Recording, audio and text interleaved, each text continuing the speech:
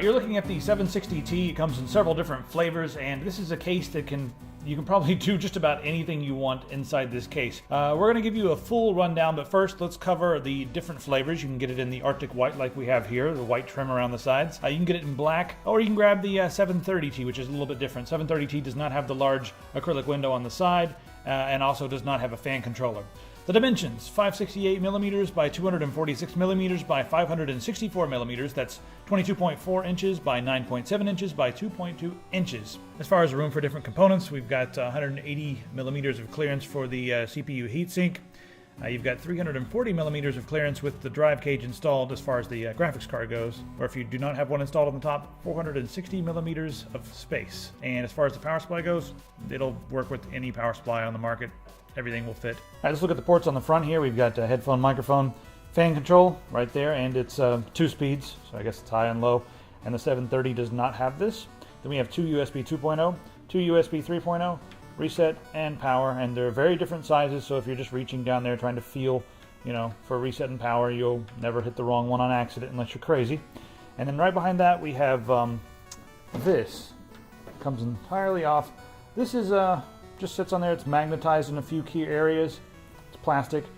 And beneath that, we have a metal grill. And the metal grill has some rubber grommets here. We have spots for 3 120 millimeter fans, or you can fit 3 140 millimeter fans up here as well. And there's some areas here where you can just take these out and move them over.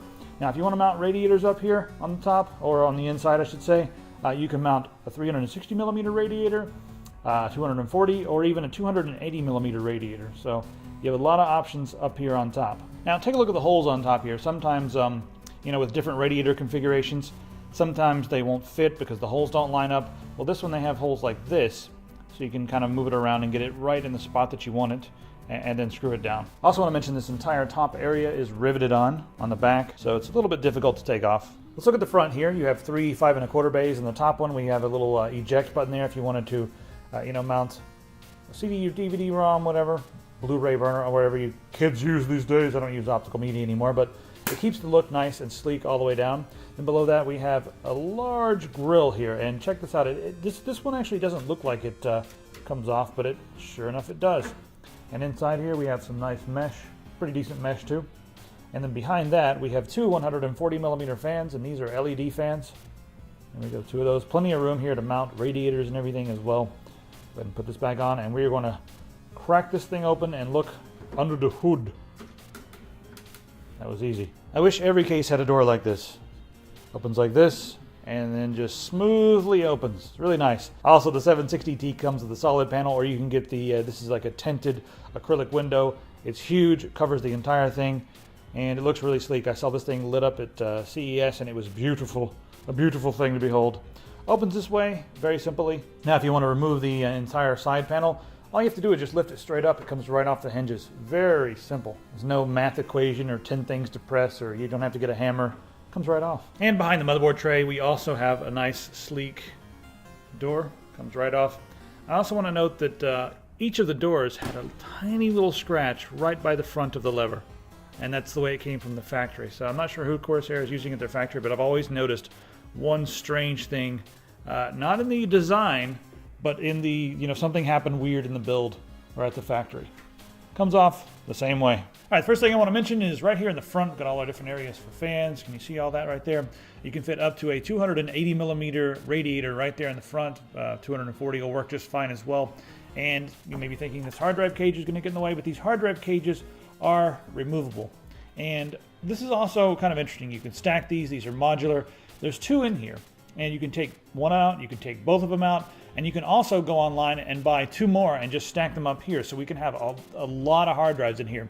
Now, each one of these cages has 3 sleds, and each sled will support a 3.5 or a 2.5 inch drive. They're bendable and toolless. You bend them open like this, put your 3.5 drive in there, and if you want to do a 2.5 drive, you put it right here. There's your holes. And the thing I like about this is the SATA power and the SATA connector are both going to line up right there. So all your drives will all have the connectors lined up in the back. Go ahead and pop that back in there. So you can have a lot of hard drives in here if you like. And again, they've cut the cornering bar, not including 900 of these things, because most people are going to be just fine with this. In fact, I'm probably going to take one of these out if I do a build and just keep the one in there, because we have even more back here, and I'll get to those. There's a few trays on the back for SSDs. All right, also in here, if we remove one of these, you can fit another 120 millimeter fan there in the bottom to pull in some air. So just lots of airflow options. Air coming in here, air coming in the bottom, and then air going out the back and air going out the top. Now you can also mount radiators up here on the top. If you want to mount a radiator on the top, you can do a 360, 280, 240, tons of options up there on the top. And the fans will go all the way up underneath the 5 1/4 inch drives, and there's even enough room. I'm not sure if you guys can see here, but there's enough room up here that you can mount a fan right above and still have your first 5 1/4 drive installed. Mounting some radiators may be a little bit tricky with the first drive installed, so that's something to consider. But you'll be able to use the other ones even if you have a radiator up on top. And we have a ton of room up here above the motherboard tray, and there's even some holes here for cable routing, like your 8-pin power connector and all that's going to be able to come right around here. So plenty of room in this case. This is a large case. All right, there's the motherboard tray, and this supports pretty much everything. Rubber grommeted areas for cable routing. So plenty of that stuff going on. Now, this will support ATX, micro ATX, ITX, EATX, and it'll also support XLATX, so it'll support pretty much everything that you could want. Down here on the bottom, this is the spot where your power supply is going to go. Typically, I keep seeing rubber feet on a lot of the cases. This one does not. It just has like metal bumps, so that's where your power supply is going to sit. And there's a dust filter beneath that for the intake there on the bottom, and the dust filter easily comes off. I'll just grab that in the back, pull it right out. There we go. There's your dust filter, a nice fine mesh. That's important because this is going to be on the ground right where all the dust is, just sucking in the dust, but it easily comes off. You can clean it, and then you just slide it right back in, and it snaps into place, and you're done. Right here in the back we have another 140 millimeter fan, and you can mount a 140 millimeter or a 120 millimeter radiator right here. So tons of options, or you can just mount like a 120 millimeter fan there if you want to. All right, looking at the back, up here on the top we have a honeycomb vent, and this is just for airflow. Now I want to mention something. I noticed that with my 800D it had something very similar to this. I actually improved my temperatures by covering this up with like some business cards and tape. So you may want to experiment by covering this up and seeing if it improves your net air displacement, because sometimes you don't need a vent up here, but it depends on your configuration. Moving down, there's your I/O panel right here. There's that fan, and we have 9 expansion slots, so that'll accommodate the large motherboards, and that'll even be nice if you have if you want to mount a graphics card on the last PCI Express slot and still take up 2 slots hanging off the end of the motherboard. This will be just fine for that. We only have 2 holes over here for water cooling tubes. I probably would have expected a couple more here since this is such a ridiculous case, but you'll be able to do just about all you need with 2 tubes. I can't think of anything that needs 4 tubes really. Down here on the bottom, that's where you're going to mount your power supply. All right, let's take a look behind the motherboard tray. All right, so the back, there's your large cutout, decent size, different options for routing cables, and there's your rubber grommet areas.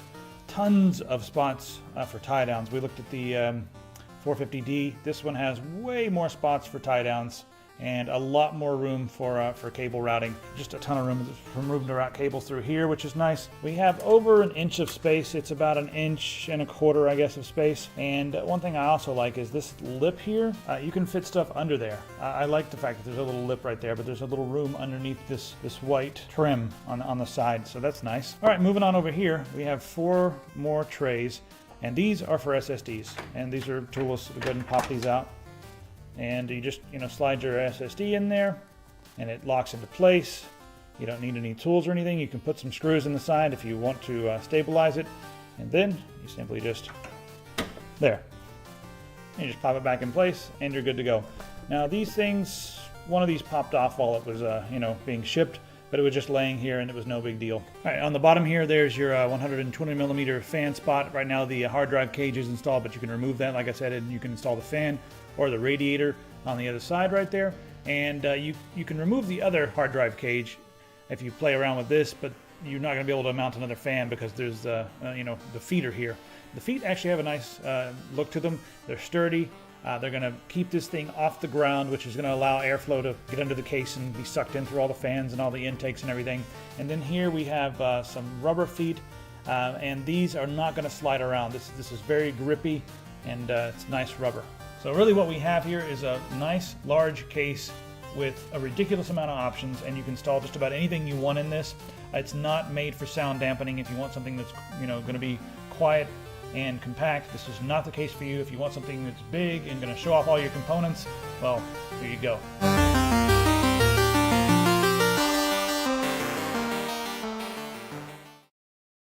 Let's go ahead and look at the inside.